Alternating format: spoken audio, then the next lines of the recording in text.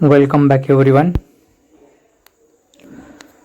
I think up to last lectures we had studied what is light, how does light travel, what is reflection, what kind of reflection takes place in convex mirror, concave mirror, etc. etc.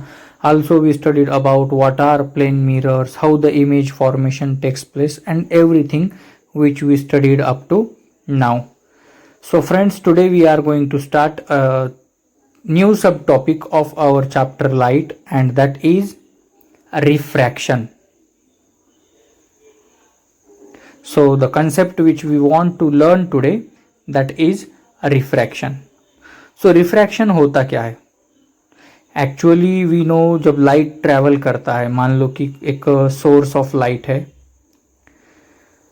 From this source of light the light rays travel in a straight line.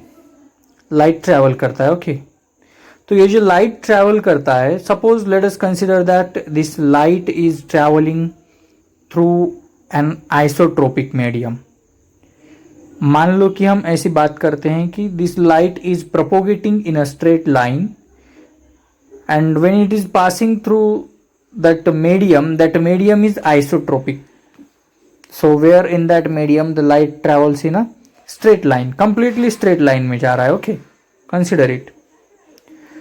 So then जब light travel कर रहा है तो what happens when it moves, कि मान लो light travel कर रहा है तो while travelling from one medium to another medium, in other words we say that light bends. Light जब ट्रैवल कर रहा है तो इट चेंजेस इट्स पाथ. एक मीडियम से अगर दूसरे मीडियम में जा रहा है, मान लो कि एयर है, एयर मीडियम से it is going in the glass medium, glass में पेनिट्रेट कर रहा है. तो ग्लास में जब पेनिट्रेट करेगा लाइट, तो एक्चुअली वो पाथ कौन सा होगा? Will it go through a straight line और will it have a bend towards it?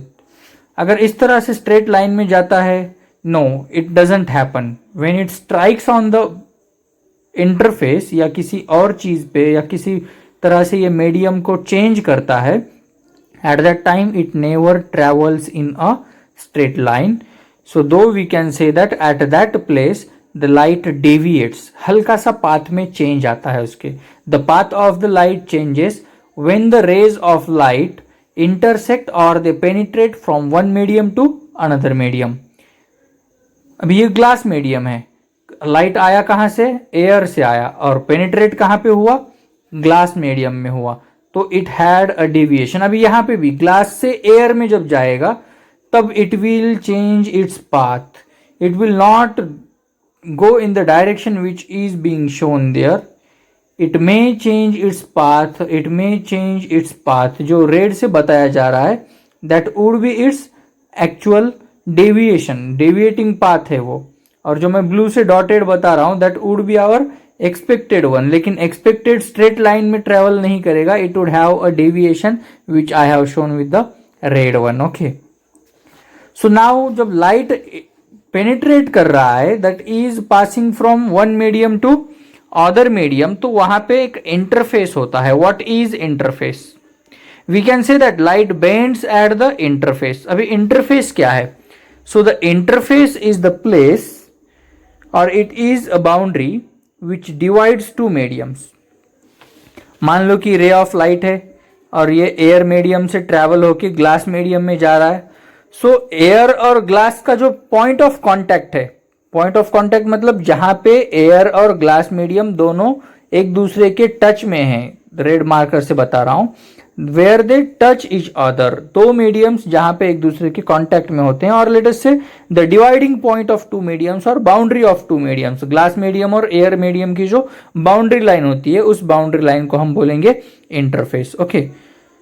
सो मान लो दिस इज वाटर, और वाटर का जो मीडियम है ऊपर से एयर है and this is at the surface of the water. Surface of the water और एयर, इन दोनों का जो पॉइंट ऑफ कांटेक्ट होता है, that point of contact is interface over there, that divides the two mediums. So in short, interface is a boundary that divides two different mediums. Getting it? जो दो mediums को divide करता है उसे हम बोलेंगे इंटरफेस. अभी उसके बाद coming to the point after interface, interface में ये सब कुछ जो हो रहा है, तो now let us discuss what is refraction then.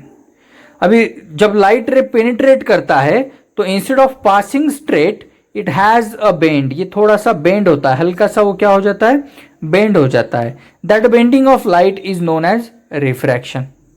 Light का जो बेंडिंग है उसे हम रिफ्रैक्शन कहेंगे। तो इन सिंपल वर्ड्स लाइट की जब मुझे डेफिनेशन करना है तो मैं क्या बोलूंगा, refraction of light is nothing but the bending of light. Refraction मतलब it is the bending of light. तो इसको साइंटिफिक लैंग्वेज में जब डिफाइन करना होगा तो let us define that refraction is a phenomenon. Refraction क्या है, it is a phenomenon where bending of light takes place while traveling from one medium to another medium. The phenomenon of bending of light while traveling from one medium to another medium. This phenomenon is known as refraction of light. Kindly pay attention. Refraction is the phenomenon of bending of light as it passes from one medium to another medium. This is known as refraction. So refraction, phenomenon, bending of light, and while traveling from one medium to another medium, this is refraction in all. Okay, so now when we discuss about it, this bending of light may take place in various ways. The bending of light takes place in possibly two ways. Suppose that if let us consider that this is a glass slab which I am drawing over here. Suppose this is a glass slab, and as we discussed in the reflection, we know that when in reflection हम लोगों ने देखा था कि light रे अगर कोई travel करता है तो वहां पे मिरर के ऊपर वो बाउंस होकर रिफ्लेक्ट बैक करता था. It means that when the light ray is incident on the mirror it used to bounce back in the reflection. Latest से रिफ्लेक्शन में हम लोगों ने देखा था कि मतलब मान लो कोई रे ऑफ लाइट जो आता है इंसिडेंट होता है, सो यहां पे भी हमारे पास एक इंसिडेंट रे होगा. द रे is falling on the glass slab itself. So the ray which is falling on the glass slab, that ray we should call the incident ray. That ray is known as incident ray. और the point where the ray is falling, that point से अगर हम perpendicular draw करें तो both the mediums में, तो that would be our normal. What would be that? Normal. N dash. That is our normal actually. So when the ray of light is traveling from one medium to another medium, what happens over there? तो जहां पे अब point intersect हो रहा है उस point को हम ओरिजिन कहेंगे. Let us call it O. Just suppose that. अभी हमने नॉर्मल भी बता दिया यहाँ पे. So from this normal on the upper side of the glass there is air medium, and here below the interface there is glass medium. Okay. So when the incident ray is falling at the normal, or the ray is incident at point O on a glass slab, just draw an imaginary line normal over there. So what would be the path? Path क्या होगा? अभी मैं जो dotted line बता रहा हूं that is actually the path traced. मतलब जो लाइट अगर स्ट्रेट लाइन में जाती तो वो उसका पाथ होता. लेकिन as we discussed as per our phenomenon, the bending takes place. तो बेंडिंग क्या होगी? दो तरह की होगी. एक बेंडिंग होगी जो नॉर्मल से कहीं और हो रही है दूसरी जगह पे. Let us call that refracted रे, that is away from the normal. और एक बेंडिंग होगी, होप सो मतलब प्रोबेबली हम कह सकते हैं रिफ्रैक्शन दो तरह का होता है ना. तो यहां पे हम कहेंगे कि पहली जो बेंडिंग होती है, first type of bending, that is away from the normal. So let us call that bending as the incident ray bends away from the normal at the interface when the ray enters from the second medium to the first medium, or from the first medium to the second medium. Just let us say it. Then the second type of refraction takes place, that is towards the normal. So in the second type of that we can say the incident ray bends towards the normal at the interface when the ray enters medium 2 from medium 1. medium 2 से अगर medium 1 में जा रहा है, या फिर मान लो from medium 1 से medium 2 में जा रहा है, then let us call it that the refraction which takes place towards the normal, that is also one type of refraction. And now when this occurs वो हमें बात करना है. So let us discuss about it. Why does this refraction takes place? Refraction take place क्यों होता है glass slab में? अभी हम लोगों ने देखा कि दो तरह का रिफ्रैक्शन है, लेकिन why does this ray of light bend? क्यों? फिजिक्स में हमें क्वेश्चंस गिरना जरूरी होता है कि why does this ray of light take place? So my dear friends, when the bending of light takes place, at that time we can say that the bending of light takes place because of the velocity. मान लो अगर हम reflection पढ़ रहे हैं तो reflection में क्या होता था, हमारे पास कोई सोर्स ऑफ लाइट आता था, स्ट्राइक होता था and it would go back, strike होके पीछे चला जाता था. Okay, that was like bouncing back. कोई बॉल आप अगर दीवार पे मारो तो वहां से बॉल क्या होता है, बाउंस बैक होता है. ठीक उसी तरह से in the same manner reflection का फिनोमिनॉन था. लेकिन रिफ्रैक्शन में क्या होता है, रिफ्रैक्शन में होता है कि incident ray falls on the another medium or interface and it changes its path, deviates its path. तो मतलब डायरेक्शन चेंज हो रहा है, और डायरेक्शन चेंज होगा तो क्या होगा, स्पीड चेंज होगा. हमने देखा था, कोई समझो क्रिकेट खेल रहा है, क्रिकेट में क्रिकेटर बॉल डालता है, बॉलर बॉल डालता है वहां पे और बैट्समैन उस बॉल को मारता है. बैट्समैन जब बॉल को हिट करता है, at the time the direction changes, और डायरेक्शन में चेंज आने की वजह से बॉल की स्पीड में भी चेंज आता है. So now we have to study about the different mediums and the different velocities of light. So different mediums में डिफरेंट वेलोसिटी किस तरह से होती है, we have to study. So as per if the medium is transparent, suppose that this is suppose if this is one road and on that road कोई bike है और biker जा रहा है. अगर रोड नाइस एंड क्लियर है तो it would go in a straight manner. But suppose यहाँ पे जो मैंने बताया है, स्पीड ब्रेकर है, गड्ढे है या फिर कोई अदर व्हीकल है, तो वहां से जब वो ट्रेवल करेगी bike, at that time he would have obstacles.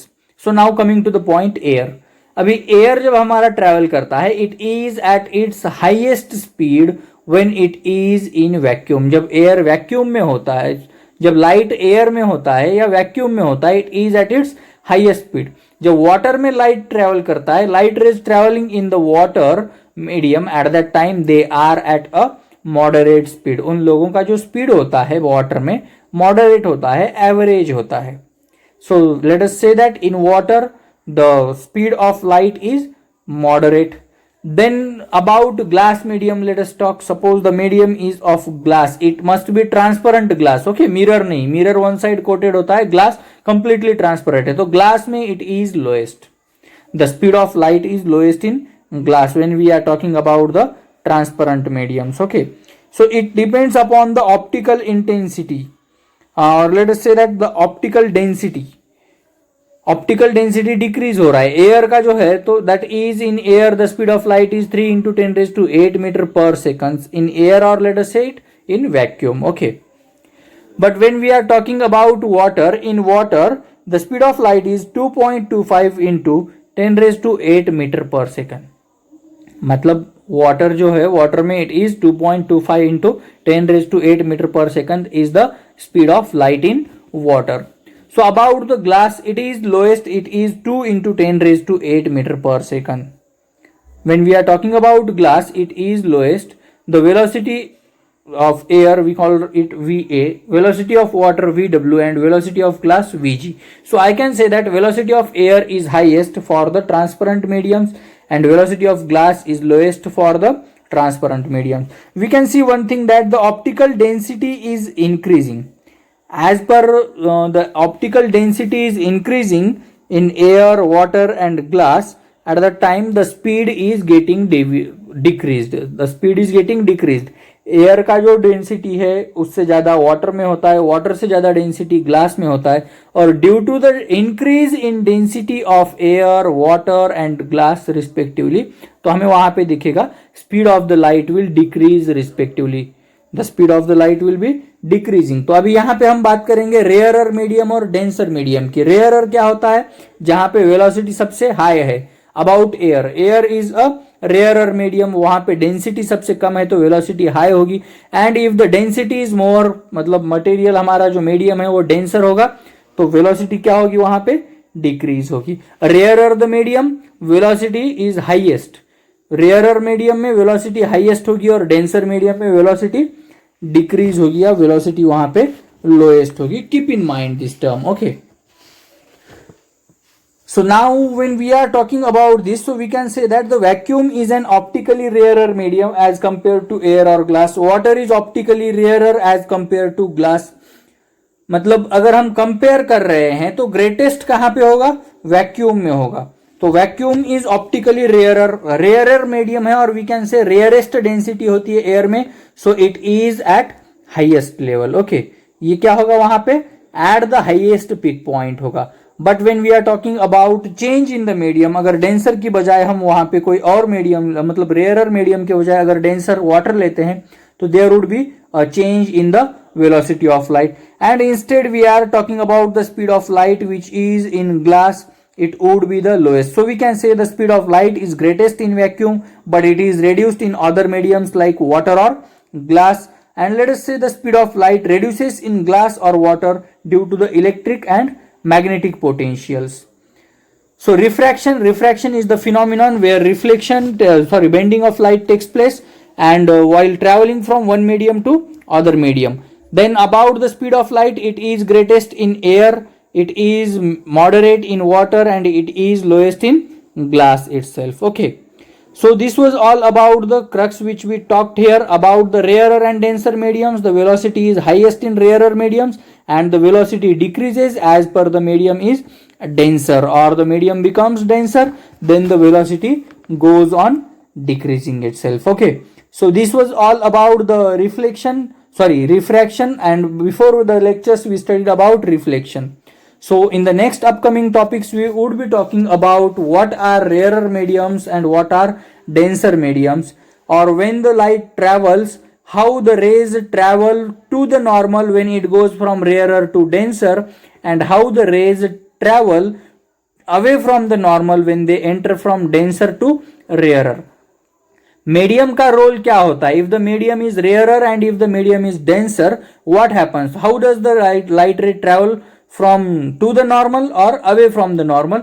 We have to study it in the next lecture. We would recall it as the let us say that is our refractive index, or the concept of refractive index we would be studying in our next lecture. Before going to shut this, let us memorize refraction of light is bending of light rays which takes place because of the velocity of light.